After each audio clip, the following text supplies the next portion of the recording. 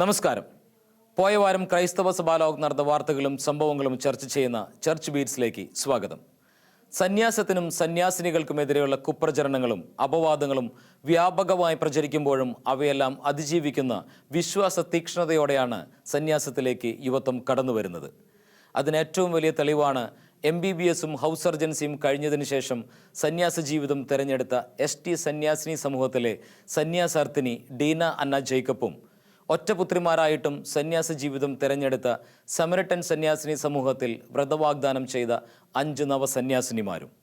IT മേഖലയിലെ ഉയർന്ന ശമ്പളമുള്ള ജോലി ഉപേക്ഷിച്ച് പൗരോഹിത്യം സ്വീകരിച്ച നവവൈദികൻ്റെയും അമേരിക്കൻ സൈന്യത്തിൻ്റെ ചീറിപ്പായുന്ന സൈനിക വിമാനങ്ങളെ നിയന്ത്രിച്ചിരുന്ന നിക്കോളാസ് റാഡ്ലോഫിൻ്റെ പൗരോഹിത്യ സ്വീകരണവും പോയ വാരത്തിൽ ക്രൈസ്തവ സഭാലോകം ചർച്ച ചെയ്തു. ലൂസി കളപ്പുരയ്ക്കെതിരെ നിയമ നടപടി സ്വീകരിച്ചാൽ FCC സന്യാസ സഭ എതിർക്കില്ലെന്ന സന്യാസ സഭയുടെ വാർത്താക്കുറിപ്പും പോയ വാരത്തിൽ ഏറെ ജനശ്രദ്ധ പിടിച്ചുപറ്റിയിരുന്നു. ഈ വിശേഷങ്ങളൊക്കെയാണ് ഇത്തവണ ചർച്ച് ബീറ്റ്സ് പങ്കുവയ്ക്കുന്നത്. സന്യാസത്തിനും സന്യാസിനികൾക്കുമെതിരെയുള്ള കുപ്രചരണങ്ങളും അപവാദങ്ങളും വ്യാപകമായി പ്രചരിക്കുമ്പോഴും അവയെല്ലാം അതിജീവിക്കുന്ന വിശ്വാസ തീക്ഷ്ണതയോടെയാണ് സന്യാസത്തിലേക്ക് യുവത്വം കടന്നു വരുന്നത്. അതിന് ഏറ്റവും വലിയ തെളിവാണ് MBBSും ഹൗസ് സർജൻസിയും കഴിഞ്ഞതിന് ശേഷം സന്യാസ ജീവിതം തിരഞ്ഞെടുത്ത ST സന്യാസിനി സമൂഹത്തിലെ സന്യാസാർത്ഥിനി ഡീന അന്ന ജേക്കബ്. അടുത്ത വർഷം ആദ്യം വ്രതവാഗ്ദാനം നടത്താനുള്ള സന്യാസ പരിശീലനത്തിൽ ഏർപ്പെട്ടിരിക്കുകയാണ് ഡീന. MBBSും ഹൗസ് സർജൻസിയും കഴിഞ്ഞതിനു ശേഷം സന്യാസ ജീവിതം തിരഞ്ഞെടുത്ത ഡീന അന്ന ജേക്കബിന്റെ ദൈവവിളി അനുഭവം സന്യാസ വൈദിക ജീവിതം വെല്ലുവിളിയിലൂടെയും പ്രതിസന്ധി ഘട്ടങ്ങളിലൂടെയും കടന്നുപോകുമ്പോൾ യുവജനങ്ങൾക്ക് പ്രചോദനം നൽകുന്ന ഒന്നാണ്. കർണാടകയിലെ Raichur institute of medical sciences medical കോളേജിൽ നിന്നാണ് ഡീന MBBS പഠനം പൂർത്തിയാക്കിയത്. അഗതികളുടെ സന്യാസിനി സഭയിൽ 2ാം വർഷ നോയ്ഷേറ്റ് പഠനത്തിലാണ് ഡീന ഇപ്പോൾ. ക്രിസ്തീയ വിശ്വാസങ്ങൾക്ക് ഏറെ മൂല്യങ്ങൾ നൽകുന്ന കുടുംബത്തിൽ നിന്നാണ് SD സന്യാസിനി സഭയിലേക്കുള്ള ഡീനയുടെ കടന്നുവരവ്. സന്യാസ ജീവിതത്തോട് എനിക്ക് ചെറുപ്പം മുതൽ അത്ര താല്പര്യമൊന്നുമില്ലായിരുന്നു. ക്യാൻസർ വന്ന് വേദനയുടെ നടുവിലും ശാന്തതയോടുകൂടി മരിക്കുന്ന അമ്മാമ്മയും പ്രതീക്ഷിക്കാത്ത സമയത്ത് ആക്സിഡന്റ് മൂലം മരിക്കുന്ന കസിൻ ബ്രദറുമാണ് എന്നെ ജീവിതം നശ്വരമാണെന്ന് പഠിപ്പിച്ചത്. അപ്പോൾ മുതലാണ് ഞാൻ ജീവിതത്തിന്റെ യഥാർത്ഥ അർത്ഥം അന്വേഷിച്ചു തുടങ്ങുന്നത്.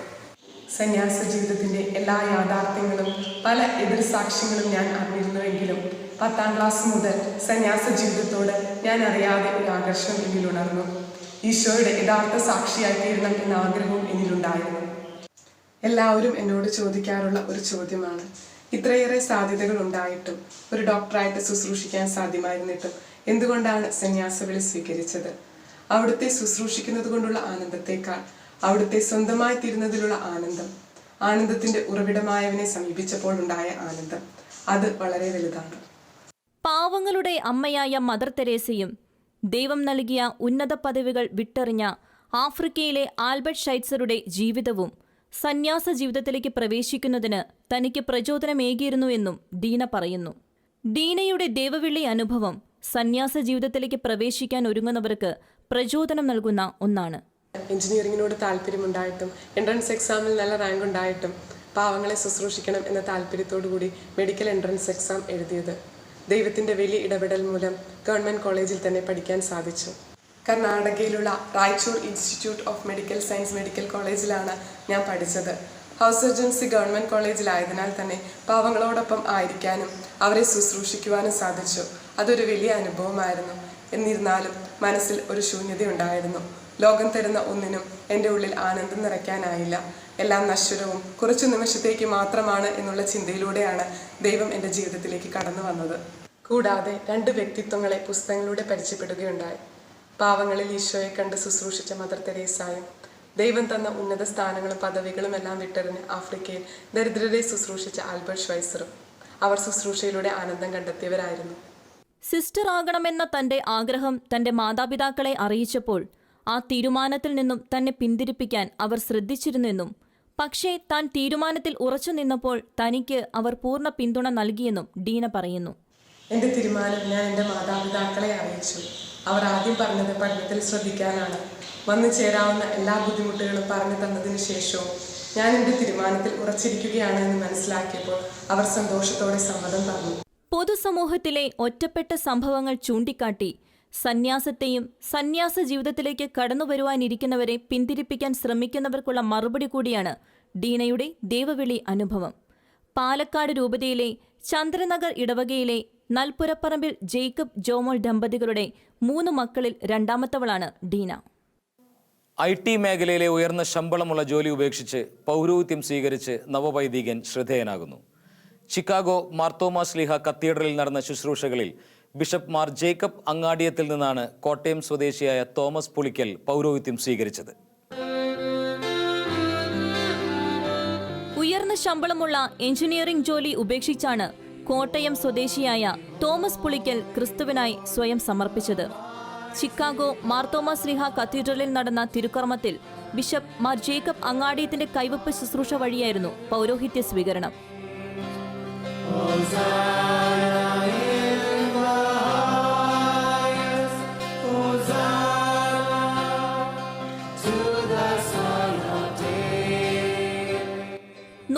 വയസ്സുള്ള സോഫ്റ്റ്വെയർ എഞ്ചിനീയറായ തോമസ് ഡ്യുവൽ ഡിഗ്രി പ്രോഗ്രാമായ കമ്പ്യൂട്ടർ സയൻസിലും മാത്തമാറ്റിക്സിലും മികച്ച വിജയം നേടി ജോലിയിൽ പ്രവേശിച്ച ശേഷമാണ് അതെല്ലാം ഉപേക്ഷിച്ച് പൗരോഹിത്യ ശുശ്രൂഷയ്ക്കായി ഇറങ്ങിത്തിരിച്ചത്. 2012 സെയിന്റ് തോമസ് ദിനമായ ജൂലൈ 3 പതിവ് പോലെ ദിവ്യബലിയിൽ പങ്കുകൊണ്ടിരിക്കുമ്പോഴാണ് തന്നെ പൗരോഹിത്യത്തിലേക്ക് ദൈവം വിളിക്കുന്നു എന്ന ചിന്ത മനസ്സിൽ നിറഞ്ഞതെന്ന് ഫാദർ തോമസ് പറയുന്നു. തോമസിന് വിവാഹ ആലോചനയ്ക്കായി മാതാപിതാക്കളും സഹോദരങ്ങളും സജീവമാകുന്ന കാലയളവിലായിരുന്നു ഏവരെയും അമ്പരിപ്പിക്കുന്ന തീരുമാനമുണ്ടായത്. ദൈവഹിതത്തോട് കുടുംബവും ചേർന്നു നിൽക്കുകയായിരുന്നു. ചിക്കാഗോയിലെ ഹോളി അപ്പസ്റ്റൽ കോളേജ് ആൻഡ് സെമിനാരിയിലായിരുന്നു ഫിലോസഫി പഠനം. 2015 ഫ്ലോറിഡയിലെ saint Vincent de Paul regional സെമിനാരിയിൽ തിയോളജി പഠനം നടത്തി. ഏറ്റവും മികച്ച വിദ്യാർത്ഥി എന്ന ബഹുമതിയോടെയാണ് തോമസ് പഠനം പൂർത്തിയാക്കിയത്. 2019 മെയ് 16 ഡീക്കൻ പട്ടം. തുടർന്ന് ആലുവ മംഗലപ്പുഴ പൊന്തിഫിക്കൽ സെമിനാരിയിൽ 2 മാസത്തെ അജപാലന പരിശീലനവും പൂർത്തിയാക്കി. ചിക്കാഗോ രൂപതയിൽ നിന്നുള്ള 4ാമത്തെ വൈദികനാണ് ഫാദർ തോമസ്. അമേരിക്കൻ സൈന്യത്തിന്റെ ചീറിപ്പായുന്ന സൈനിക വിമാനങ്ങളെ നിയന്ത്രിച്ചിരുന്ന നിക്കോളാസ് റാഡ്ലോഫ് ഇനി പൗരോഹിത്യത്തിന്റെ വിശാലതയിലേക്ക് ചിറക് വിരിക്കുകയാണ്. 7.5 വർഷത്തെ സൈനിക സേവനത്തിനിടയിലും കാത്തുസൂക്ഷിച്ച തീക്ഷ്ണമായ വിശ്വാസ സ്വപ്നമാണ് നിക്കോളാസിനെ ഫാദർ നിക്കോളാസാക്കി മാറ്റിയത്. കുഞ്ഞുനാളിലെ വൈദികനാകണമെന്ന അഭിലാഷവുമായി നടന്ന അയോവയിലെ നിക്കോളാസ് ജീവിത വഴിയിൽ എവിടെയോ വെച്ച് വഴിമാറിപ്പോവുകയായിരുന്നു. അമേരിക്കൻ എയർഫോഴ്സിലെ ഗ്ലാമർ നിറഞ്ഞ ജോലിക്കിടയിലും നിക്കോളാസിന്റെ മനസ്സിൽ എവിടെയോ കുഞ്ഞുനാളിലെ സ്വപ്നം അണയാതെ കിടക്കുകയായിരുന്നു. എയർഫോഴ്സിലെ ജോലിക്കിടയിലും അസ്വസ്ഥപ്പെടുത്തിയ ഈ മോഹമാണ് നിക്കോളാസിനെ വൈദിക പഠനത്തിലേക്ക് എത്തിച്ചത്. സെയിന്റ് ലൂയിസ് സർവകലാശാലയിലെ എയ്റോസ്പേസ് എഞ്ചിനീയറിംഗ് പഠനകാലത്തും വൈദിക വൃത്തിയെക്കുറിച്ച് ചിന്തിച്ചെങ്കിലും അത് മാറ്റിവെച്ചുകൊണ്ടായിരുന്നു സൈനിക സേവനത്തിനായി തിരിച്ചത്. എന്നാൽ നീണ്ട 7.5 വർഷം പിന്നിടുമ്പോൾ ദൈവിക പദ്ധതി തിരിച്ചറിയുകയായിരുന്നു നിക്കോളാസ്. ആ വിളിക്ക് പ്രത്യുത്തരം നൽകിയാണ് 2015 നിക്കോളാസ് ഡ്യുബിക്കിലെ സെയിന്റ് പയസ് ടെൻസ് സെമിനാരിയിൽ വൈദിക പഠനത്തിനായി ചേർന്നത്. സെമിനാരി ജീവിതം ദൈവവിളിയുടെ പ്രാധാന്യത്തെ വ്യക്തമായി തന്നെ ഓർമ്മിപ്പിച്ചതായും നിക്കോളാസ് വ്യക്തമാക്കുന്നു. അയോവയിലെ ഡ്യുബിക് സെയിന്റ് റാഫേൽ കത്തീഡ്രലിൽ വെച്ചായിരുന്നു നിക്കോളാസ് റാഡ്ലോഫ് പൗരോഹിത്യം സ്വീകരിച്ചത്. സമരിട്ടൻ സന്യാസിനി സമൂഹത്തിന്റെ തൃശൂർ പ്രൊവിൻസിൽ ഇത്തവണ വ്രതവാഗ്ദാനം നടത്തിയ 5 പേർക്കും സമാനതകളേറെയാണ്. 5 പേരും അവരുടെ കുടുംബങ്ങളിലെ ഒറ്റ പുത്രിമാരാണെന്നതാണ് ശ്രദ്ധേയം. സന്യാസത്തിനും സന്യാസിനികൾക്കും എതിരെയുള്ള കുപ്രചരണങ്ങളും അപവാദങ്ങളും വ്യാപകമായി പ്രചരിക്കുമ്പോഴും അവയെല്ലാം അതിജീവിക്കുന്ന വിശ്വാസ തീക്ഷ്ണതയോടെയാണ് സന്യാസത്തിലേക്ക് യുവത്വം കടന്നുവരുന്നത്. കുടുംബങ്ങളിൽ ഏറെ കരുതലോടെയും സ്നേഹത്തോടെയും വളർന്നുവന്ന ഒറ്റപുത്രിമാരാണ് ഇവരിലേറെയും എന്നതാണ് ശ്രദ്ധേയം. തൃശൂർ സമരിട്ടൻ സന്യാസ സമൂഹത്തിന്റെ തൃശൂർ സ്നേഹോദയ പ്രൊവിൻസിൽ ഇത്തവണ വ്രതവാഗ്ദാനം നടത്തിയ 5 പേരും അവരുടെ കുടുംബത്തിലെ ഒറ്റപുത്രിമാരായിരുന്നു. കോവിഡ് കാലത്ത് ലളിതമായ ശുശ്രൂഷകളോടെയായിരുന്നു ഇവർ വ്രതവാഗ്ദാനം നടത്തിയത്. സമരിട്ടൻ സന്യാസിനി സമൂഹത്തിലെ സ്നേഹോദയ പ്രോവിൻസിനെ സംബന്ധിച്ചിടത്തോളം ഈ വർഷത്തെ ആദ്യവ്രത വാഗ്ദാനത്തിന് ഏറെ പ്രത്യേകതകളുണ്ട്. നല്ല ദൈവം ഞങ്ങളുടെ ഈ പ്രോവിൻസിലേക്ക് നൽകിയ 5 നവസന്യാസിനികൾ അവർ ഓരോരുത്തരും അവരുടെ കുടുംബങ്ങളിലെ ഒറ്റപുത്രികളാണ് എന്നുള്ളതും ഏറെ സവിശേഷത അർഹിക്കുന്നു. സിസ്റ്റർമാരായ Soumya, Agnes Manjali, Anju Joseph, Bini Sunny, Delsy Davis എന്നിവരാണ് ഇത്തവണ വ്രതവാഗ്ദാനം നടത്തിയത്. കോവിഡ് കാലത്തെ ആകുലതകളെ അതിജീവിച്ചുകൊണ്ടായിരുന്നു ഇവരുടെ വ്രതവാഗ്ദാനം. വളരെയേറെ സന്തോഷമുണ്ട് ഇന്ന് ഈ വിശുദ്ധ വസ്ത്രങ്ങൾ അണിഞ്ഞ് ഇവിടെ നിൽക്കുമ്പോൾ. ഈ കൊറോണ കാലഘട്ടത്തിൽ, ഈ ലോക്ക്ഡൗൺ കാലഘട്ടത്തിലൊക്കെ ഞങ്ങളുടെ ആദ്യവ്രത വാഗ്ദാനം നടക്കുമോ ഇല്ലെന്നൊക്കെ ഞങ്ങൾക്ക് ഏറെ ഒരുപാട് ടെൻഷനും ആകുലതയൊക്കെ ഉണ്ടായിരുന്നു. എങ്കിലും ഞങ്ങളുടെ സന്യാസിനി സമൂഹവും ഞങ്ങളുടെ കുടുംബാംഗങ്ങളൊക്കെ ഞങ്ങൾക്ക് വേണ്ടി ഒരുപാട് പ്രാർത്ഥിക്കുകയും ഏറെ ത്യാഗങ്ങൾ സഹിച്ചുകൊണ്ട് ഞങ്ങൾക്ക് വേണ്ടി ഒത്തിരി പ്രാർത്ഥിക്കുകയും ചെയ്തു. ഞങ്ങളും ഒത്തിരിയേറെ നാളുകളായി പ്രാർത്ഥിച്ചൊരുങ്ങുകയായിരുന്നു. ഞങ്ങൾ പ്രതീക്ഷിച്ചതിലും അധികമായി ദൈവം ഞങ്ങൾക്ക് വേണ്ട കാര്യങ്ങൾ ക്രമീകരിച്ചു. ദൈവത്തിന് ഞങ്ങൾ ഈ സമയം നന്ദി പറയുന്നു. ഈശോയ്ക്ക് ഒത്തിരി നന്ദി. തൃശൂർ അതിരൂപത അധ്യക്ഷൻ മാർ ആൻഡ്രൂസ് താഴത്തിന്റെ മുഖ്യ കാർമ്മികത്വത്തിലായിരുന്നു ഇവർ വ്രതവാഗ്ദാനം നടത്തിയത്. നീണ്ട കാത്തിരിപ്പിന് ശേഷം സംസ്ഥാനത്തെ ദേവാലയങ്ങൾ തുറന്നു. സാമൂഹിക അകലം പാലിച്ചും സുരക്ഷാ ക്രമീകരണങ്ങളോടും കൂടിയാണ് ദേവാലയങ്ങളിൽ ദിവ്യബലിയർപ്പണം നടന്നത്. ലോക്ക്ഡൌൺ ഇളവുകളുടെ ഭാഗമായി സംസ്ഥാനത്തെ ദേവാലയങ്ങൾ വിശ്വാസികൾക്കായി തുറന്നു. വളരെ കുറച്ചുപേർ മാത്രമാണ് ദിവ്യബലിയർപ്പണത്തിൽ പങ്കെടുക്കാനെത്തിയത്.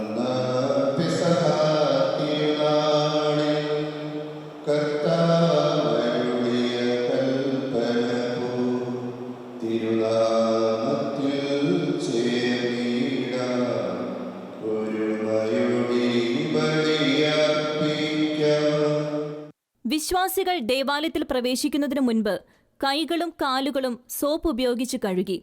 തുടർന്ന് ദേവാലയത്തിൽ പ്രവേശിക്കുന്നവരുടെ താപനില പരിശോധിച്ചതിനു ശേഷം കൈകൾ സാനിറ്റൈസ് ചെയ്തു. ദേവാലയത്തിലെത്തിയ വിശ്വാസികൾ മുഴുവൻ പേര് വിവരങ്ങളും രജിസ്റ്റർ ചെയ്തു. ഏറെ നാളെ കാത്തിരിപ്പിനൊടുവിൽ ദിവ്യബലിയർപ്പണത്തിൽ പങ്കെടുക്കാൻ സാധിച്ചതിന്റെ സന്തോഷവും വിശ്വാസികൾ പങ്കുവച്ചു. പള്ളി തുറന്ന് നമുക്ക് ദേവാലയത്തിൽ വരിക എന്നുള്ളത് തന്നെ വലിയൊരു കാര്യം തന്നെയാണ്. കാരണം അതിൻ്റെ എല്ലാ ചടങ്ങുകളും നമ്മൾ കണ്ട് അത് ഏറ്റവും അവസാനം കുർബാന സ്വീകരിച്ച് പോകുന്നതാണ് ഒരു ക്രൈസ്തവൻ്റെ മൂല്യം. വലിയ സന്തോഷമുണ്ട്. ഇത്രയും നാൾ വീട്ടിലിരുന്നിട്ട് വലിയ വിഷമമായിരുന്നു. കുർബാന കാണാൻ സാധിക്കുന്നതിൽ സന്തോഷിക്കണം. ഞാൻ കുറേ നാൾ വിഷമമുണ്ട്. ഞങ്ങൾ വീട്ടിൽ വല്ലാതെ പ്രാർത്ഥനയൊക്കെ ഉണ്ടായിരുന്നു. എന്നാലും ഞങ്ങൾക്ക് പള്ളിയിൽ ഇവിടെ വരുമ്പോൾ ഒരു ഏകാന്തതയിൽ പ്രാർത്ഥിക്കാനോട് അവസരം ലഭിച്ചല്ലേ ദൈവത്തിന് നന്ദി പറയുന്നു, മാതാവിന് നന്ദി പറയുന്നു. പക്ഷേ ഇപ്പോഴത്തെ പ്രത്യേക സാഹചര്യത്തിൽ ഇങ്ങനെ അനുവാദം കിട്ടി എന്നുള്ളത് കൊണ്ട് വളരെ നിയമത്തിന് വിധേയമായി കൊണ്ട് തന്നെ ആരാധനയ്ക്ക് പങ്കെടുക്കുക എന്നുള്ളത് വലിയൊരു കാര്യമാണ്, വലിയ സന്തോഷമുള്ളൊരു കാര്യമാണ്, വലിയൊരു നിർവൃതി കിട്ടുന്നൊരു സംഭവം തന്നെയാണ്. അതിൽ യാതൊരു മാറ്റമില്ല. തീർച്ചയായിട്ടും ഇത് ഈ രീതിയിൽ തുടർന്നുകൊണ്ട് പോകുന്ന പലർക്കും ഒരു ഭയം ഉള്ളതുകൊണ്ട് ചിലപ്പോൾ ആദ്യത്തെ ദിവസങ്ങളിലൊക്കെ വേണമെങ്കിൽ ആളുകൾ വരാൻ മടി കാണിച്ചേക്കാം.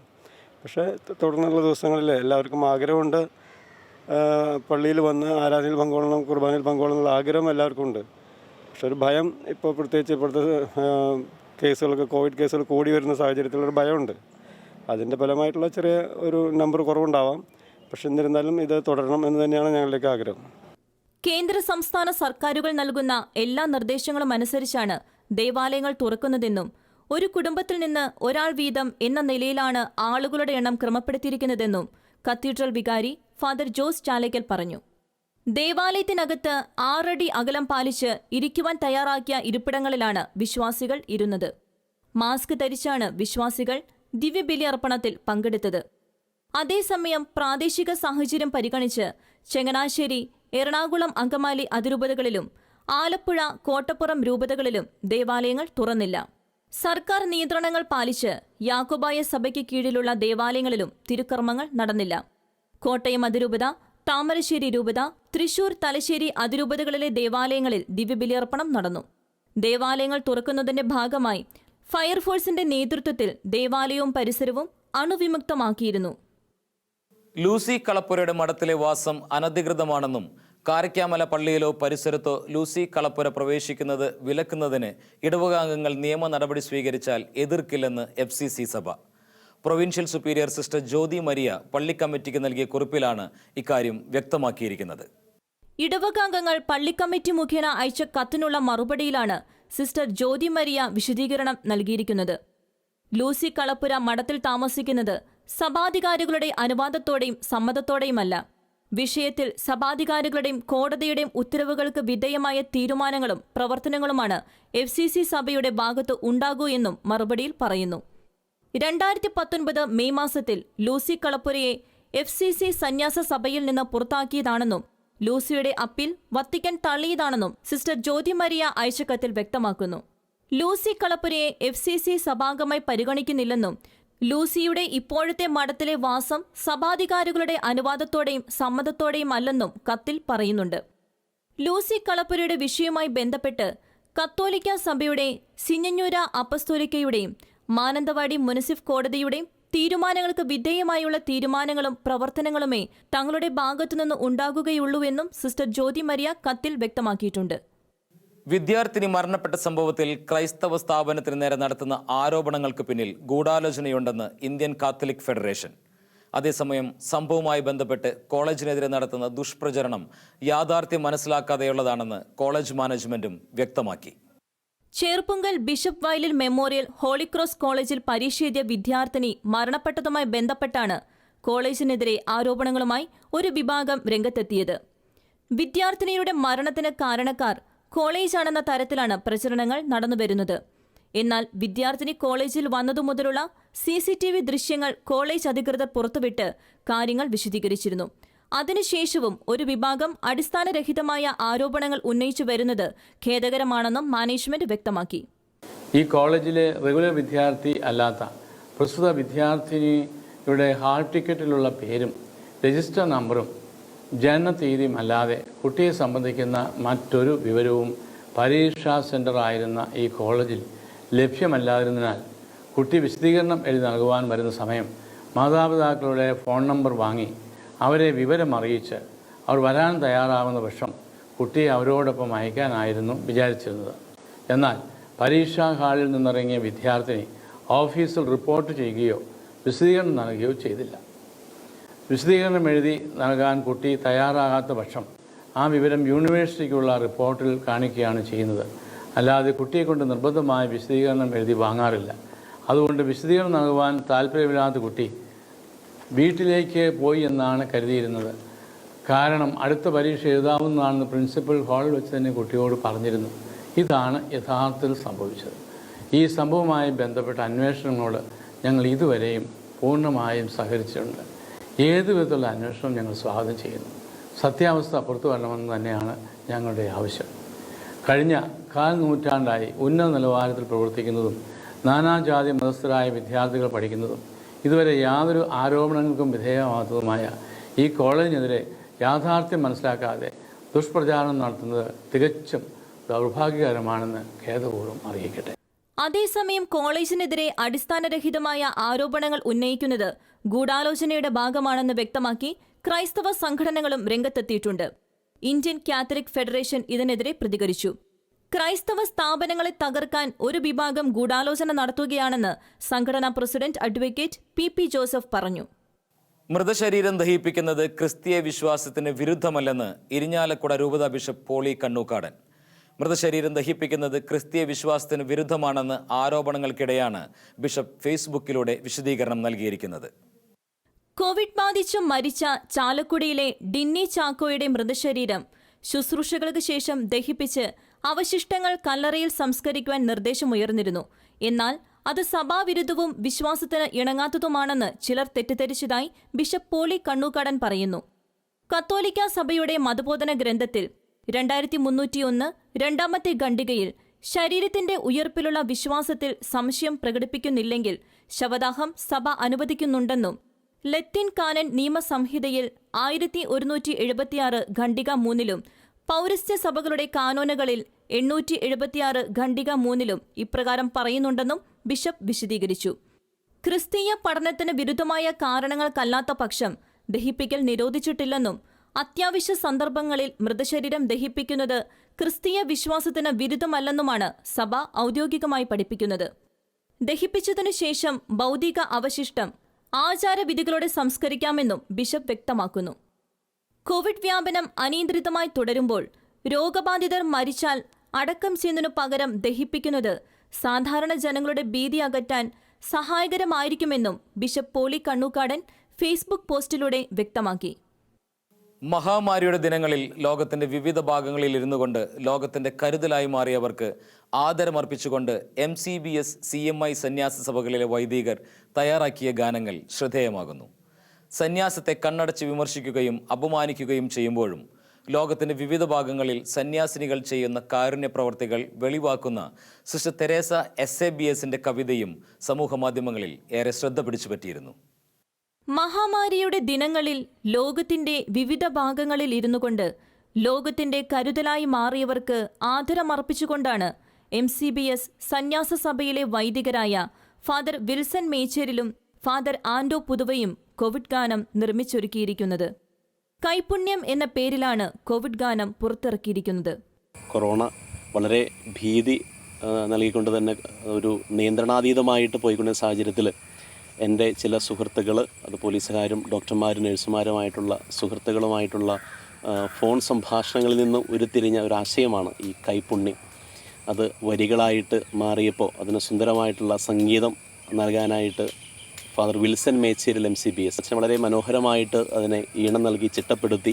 എല്ലാം നശിച്ചെന്ന വിധി എഴുതുമ്പോൾ ആ വിധിയെ തോൽപ്പിക്കും കൈകൾ. എല്ലാം നശിച്ചെന്ന വിധി എഴുതുമ്പോൾ ആ വിധിയെ തോൽപ്പിക്കും കൈകൾ. താങ്ങായി കരുതലായി സാന്ത്വനമാകുന്ന ലോകം നമിക്കേണ്ട കൈകൾ. ഭൂവിനായി ദൈവം വിധിച്ചൊരു കൈകൾ. COVID-19 മഹാമാരി പടർന്നു പിടിച്ചിരിക്കുന്ന വേളയിൽ കോവിഡിൽ നിന്നുള്ള വിടുതലിനായും ലോകം മുഴുവനും വേണ്ടി പ്രാർത്ഥിക്കുന്ന വൈദികർക്ക് വേണ്ടിയുമാണ് CMI വൈദികനായ ഫാദർ ജോയ്സ് എലവുത്തിങ്കൽ ഗാനം തയ്യാറാക്കിയിരിക്കുന്നത്. ബാംഗ്ലൂർ ക്രൈസ്റ്റ് അക്കാദമിയുടെ പ്രിൻസിപ്പലും മാനേജറുമായ ഫാദർ ജോയ്സ് എലവുത്തിങ്കലും സന്യാസ സഭയിലെ ഒരു കൂട്ടം വൈദികരും കൂടിയാണ് കൈക്കുമ്പിളിൽ നീ കനിവോടെന്നെ എന്ന ഗാനം പാടിയിരിക്കുന്നത്. The prayer for the priest എന്ന ഈ ഗാനം ഞങ്ങളുടെ ഈ സമൂഹത്തിലുള്ള എല്ലാവരും ഒന്നു ചേർന്നാണ് ആലപിക്കുന്നത്. ഇന്ന് ലോകത്തിൽ നടമാടിക്കൊണ്ടിരിക്കുന്ന കോവിഡ് എന്ന മഹാമാരിയാൽ വേദന അനുഭവിക്കുന്ന എല്ലാവർക്കും വേണ്ടി പ്രാർത്ഥിക്കുകയാണ് ഈ ഗാനത്തിലൂടെ. അതോടൊപ്പം തന്നെ വൈദികരായ ഞങ്ങൾക്ക് വേണ്ടിയും പ്രാർത്ഥനാ സഹായം ഞങ്ങൾ ഈ ഗാനത്തിലൂടെ യാചിക്കുന്നു. കൈക്കുമ്പിളിൽ നീ കനിവോടെന്നെ കാത്തുപാലിച്ചൊരു ജന്മം. കുറവുകളെല്ലാം കാലത്തോടൊപ്പം കതിരുകളാക്കിയ ജന്മം. കാലിടരാതെ കാവലിരുന്ന കരുതലോടെ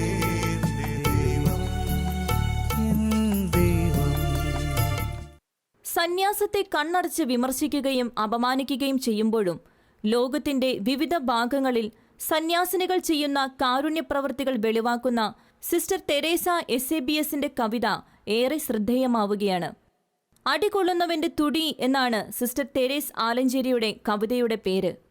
ഉള്ളിൽ സങ്കടം ചുമക്കുന്നവർ, അപമാനം സഹിക്കുന്നവർ, തെറ്റിദ്ധരിക്കപ്പെട്ടവർ, ചെയ്യാത്ത തെറ്റിനെ ശിക്ഷിക്കപ്പെട്ടവർ, അവഗണിച്ചു മാറ്റി നിർത്തപ്പെട്ടവർ, ഇത്തരം ആളുകൾ എന്നും എൻ്റെ മനസ്സിനെ അസ്വസ്ഥതപ്പെടുത്തിയിരുന്നു. അരങ്ങുണർത്തുന്ന സംഗീതത്തിൻ്റെ പിന്നിലെ അടികൊള്ളുന്നവൻ്റെ വിങ്ങൽ, അതാണ് അടികൊള്ളുന്നവൻ്റെ തുടി എന്ന കവിതയിലെ പ്രതിപാദ്യം. എത്ര വരിഞ്ഞാലും പൊട്ടിത്തകരില്ല, മുറിയാതെ ഒഴുകും ഞാൻ സ്വരഗംഗയായി. ഗായകർ നിങ്ങൾ നടുവിൽ വിളങ്ങുമ്പോൾ അരികിലായി തെല്ലു ഞാൻ മാറി നിന്നു. കരയാതെ കരയുന്ന ഉള്ളിൻ്റെ തെങ്ങലിൽ മറപറ്റി വഴിമാറി നിന്നുകാലം.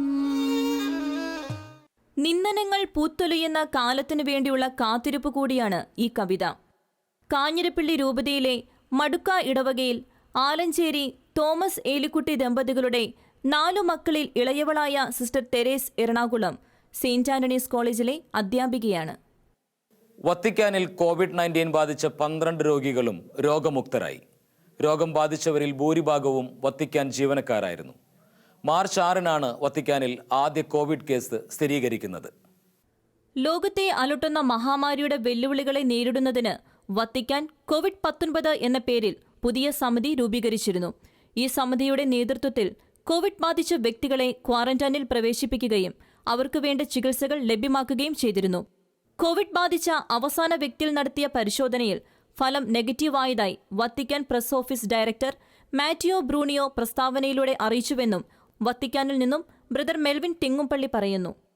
വത്തിക്കാനിൽ COVID-19 സ്ഥിരീകരിച്ച എല്ലാവരും പൂർണ്ണ രോഗവിമുക്തരായ വാർത്തയാണ് നമുക്കിപ്പോൾ അവിടെ നിന്ന് ലഭിക്കുന്നത്. കഴിഞ്ഞ മെയ് 6-നാണ് ആദ്യ COVID-19 കേസ് വത്തിക്കാനിൽ സ്ഥിരീകരിക്കുന്നത്. 12 വ്യക്തികൾക്കാണ് വത്തിക്കാനിൽ COVID-19 സ്ഥിരീകരിച്ചതായി റിപ്പോർട്ടുകളുള്ളത്. അതിൽ എല്ലാവരും തന്നെ ഇപ്പോൾ രോഗവിമുക്തരായിരിക്കുകയാണ്. ഇവരിൽ ഭൂരിഭാഗം ആളുകളും വത്തിക്കാൻ ജീവനക്കാർ തന്നെയായിരുന്നു. ലോകമാസകലം COVID-19 വ്യാപിച്ചുകൊണ്ടിരിക്കുന്ന പശ്ചാത്തലത്തിൽ വത്തിക്കാൻ COVID-19 എന്നൊരു സമിതി രൂപീകരിക്കുകയുണ്ടായി. അവർ ഈ കോവിഡ് സ്ഥിരീകരിച്ച വ്യക്തികളെ ക്വാറന്റൈനിലാക്കുകയും അവർക്ക് ആവശ്യമായ ചികിത്സ ലഭ്യമാക്കുകയും ചെയ്തിരുന്നു. വറ്റിക്കാനിൽ അവസാനമായി COVID-19 സ്ഥിരീകരിച്ച വ്യക്തിയുടെ പരിശോധനാ ഫലം നെഗറ്റീവാണെന്ന് holy see press director Matteo Bruni അറിയിക്കുകയുണ്ടായി. വത്തിക്കാനിൽ കോവിഡ് സ്ഥിരീകരിച്ച 12 പേരിൽ 2 പേർ നേരത്തെ രോഗമുക്തി നേടിയിരുന്നു. മെയ് 22-ന് മുൻപാണ് വത്തിക്കാനിൽ അവസാന COVID-19 കേസ് റിപ്പോർട്ട് ചെയ്തത്. കോവിഡിനെ ആരോഗ്യ പ്രവർത്തകരും കേരള ജനതയും പ്രതിരോധിക്കുന്നത് ശില്പത്തിലൂടെ ആവിഷ്കരിക്കുകയാണ് ബദനി ആശ്രമത്തിലെ ഫാദർ ജോസഫ് വരമ്പുങ്കൽ. ആരോഗ്യ പ്രവർത്തകർക്കുള്ള ആദരം കൂടിയാണ് ഈ ശില്പം. പത്തനംതിട്ട ബദനി ആശ്രമമുറ്റത്തെത്തുന്നവർക്ക് ഒരു നവ്യ അനുഭവം സമ്മാനിക്കുന്നതാണ് ഫാദർ ജോസഫ് വരമ്പുങ്കലിന്റെ കരവിരുതിൽ വിരിഞ്ഞ കോവിഡ് അതിജീവന ശില്പം. മാനവരാശിയെ കൊന്നൊടുക്കാൻ മരണദണ്ഡുകൊണ്ട് പാഞ്ഞെടുക്കുന്ന കോവിഡിനെ പ്രതിരോധിക്കുന്ന വൈദ്യശാസ്ത്രത്തിന്റെ അത്ഭുത വടിയുമായി നിൽക്കുന്ന ബിഷുഗരന്റെ ശില്പമാണ് ഫാദർ ജോസഫ് പത്തനംതിട്ട ചെറുംകുളഞ്ഞി ബദനി ആശ്രമമുറ്റത്ത് ഒരുക്കിയിരിക്കുന്നത്. COVID-19 വ്യാപകമാകുന്ന സാഹചര്യത്തിലാണ് ഫാദർ ജോസഫ് വളരെ വ്യത്യസ്തമായ ആശയവുമായി രംഗത്തു വന്നത്. സർക്കാരിന്റെയും ആരോഗ്യവകുപ്പിന്റെയും നിർദ്ദേശങ്ങൾ അനുസരിച്ച് മഹാമാരിയെ നിർജ്ജീവമാക്കാനുള്ള ഊർജം പകരുക എന്ന ലക്ഷ്യത്തോടെയാണ് ശില്പം നിർമ്മിച്ചതെന്ന് ചെറുകുളഞ്ഞി ബദനി ആശ്രമം ഹൈസ്കൂളിന്റെ ഡയറക്ടർ ഫാദർ ജോസഫ് വരമ്പുങ്കൽ പറഞ്ഞു. കോവിഡ് എന്ന മഹാമാരിക്കെതിരെയുള്ള പോരാട്ടത്തിൽ സാധാരണ ജനങ്ങൾക്ക് പ്രത്യാശയും ആരോഗ്യ പ്രവർത്തന മേഖലകൾക്കുള്ളവർക്ക് ഐക്യദാർഢ്യവുമാണ് ഈ ശില്പനിർമ്മാണത്തിലൂടെ ഞാൻ ഉദ്ദേശിക്കുക. ലോക്ക്ഡൌൺ കാലത്ത് ആരംഭിച്ച ശില്പനിർമ്മാണം പൂർത്തിയാക്കാൻ 2 മാസമെടുത്തു. സിമന്റും മറ്റു പാഴ്വസ്തുക്കളും ഉപയോഗിച്ചാണ് ശില്പം നിർമ്മിച്ചിരിക്കുന്നത്. കരുണ തേടുന്നവർ ഇന്ന് ലോകത്ത് നിരവധിയാണെന്നും കാരുണ്യത്തോടെ നമുക്ക് അവരെ സഹായിക്കാമെന്നും ഫ്രാൻസിസ് പാപ്പ ജൂൺ മാസത്തെ പ്രാർത്ഥനാ നിയോഗമായി പ്രസിദ്ധപ്പെടുത്തിയ ഹ്രസ്വ വീഡിയോ സന്ദേശത്തിലാണ് ഇന്നിന്റെ സാമൂഹ്യ പശ്ചാത്തലത്തിൽ പാപ്പയുടെ ആഹ്വാനം. ലോകം കാരുണ്യം തേടുകയാണെന്നും ക്ലേശിക്കുന്ന ജനങ്ങൾക്ക് വേണ്ടി ഈശോയുടെ തിരുഹൃദയത്തോട് പ്രത്യേകം പ്രാർത്ഥിക്കണമെന്നും പാപ്പ അഭ്യർത്ഥിച്ചു. Transforma la vida de las personas y los acerca al corazón de Cristo, que nos acoge a todos en la revolución de la ternura. ക്ലേശിക്കുന്നവർ ഇന്ന് ലോകത്ത് നിരവധിയാണ്. കാരുണ്യത്തോടെ നമുക്കവരെ സഹായിക്കാം. കാരുണ്യം ജീവിത ക്ലേശങ്ങളെ ശമിപ്പിക്കും. അത് ക്രിസ്തുവിന്റെ ഹൃദയത്തോട് നമ്മെ അടുപ്പിക്കും. അവിടുത്തെ സ്നേഹത്തിന്റെ വിപ്ലവത്തിലേക്ക് നമ്മെ അത് നയിക്കും. വേദനിപ്പിക്കുന്നവരെ ആശ്വസിപ്പിക്കണമേ എന്ന് ഈ മാസം പ്രത്യേകമായി ഈശോയുടെ തിരുഹൃദയത്തോട് പ്രാർത്ഥിക്കാം. ക്രിസ്തു അവരെ തൊട്ടു സുഖപ്പെടുത്തട്ടെ എന്ന് പ്രാർത്ഥിച്ചുകൊണ്ടാണ് സ്പാനിഷ് ഭാഷയിലുള്ള വീഡിയോ സന്ദേശം ഫ്രാൻസിസ് പാപ്പ അവസാനിപ്പിച്ചത്. ഈ റിപ്പോർട്ടോടെ ഈ ആഴ്ചത്തെ ചർച്ച് ബീറ്റ്സ് പൂർണ്ണമാവുകയാണ്. ഇനി ക്രൈസ്തവ സഭാലോകത്തെ വാർത്തകളും വിശേഷങ്ങളുമായി അടുത്തയാഴ്ച ഇതേ ദിവസം ഇതേ സമയം കാണാം. നന്ദി, നമസ്കാരം.